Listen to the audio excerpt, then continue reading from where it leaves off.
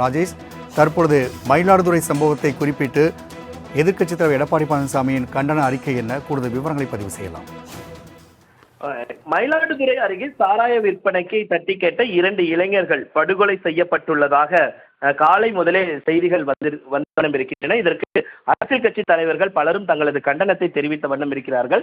அந்த வகையில் அதிமுக பொதுச் செயலாளரும் தமிழக எதிர்க்கட்சி தலைவருமான எடப்பாடி பழனிசாமி தனது எக்ஸ் தளத்தின் வாயிலாக இந்த சம்பவத்திற்கு தனது கண்டனத்தை தெரிவித்திருக்கிறார். மேலும் எந்த தவறு குறித்து புகார் அளித்தாலும் புகார் அளிப்பவர்கள் மிரட்டப்படுவதும் கொல்லப்படுவதும் என மக்களுக்கு முற்றிலும் அன்சேஃப் மாடல் அரசை நடத்தும் திமுக முதல்வர் தனது ஆட்சியில் எந்த தவறுமே நடக்காதது போல போட்டோ ஷூட், வீடியோ ஷூட் என வலம் வருவது தமிழ்நாட்டு அரசியலில் புது விந்தையாக இருக்கிறது என்று குறிப்பிட்டிருக்கிறார்.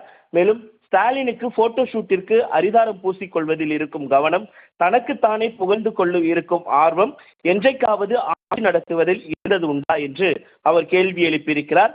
இதில் அவரின் கட்டுப்பாட்டில் இருக்கும் காவல்துறை இந்த கொலை வாய் தகராறு முன்விரோதம் காரணமாக நடந்தது என பத்திரிகை செய்தி வெளியிடுகிறது.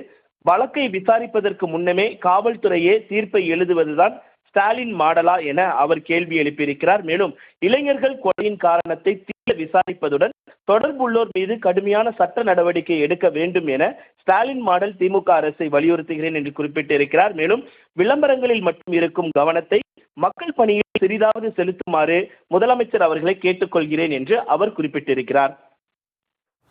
ராஜேஷ், தகவலுக்கு நன்றி.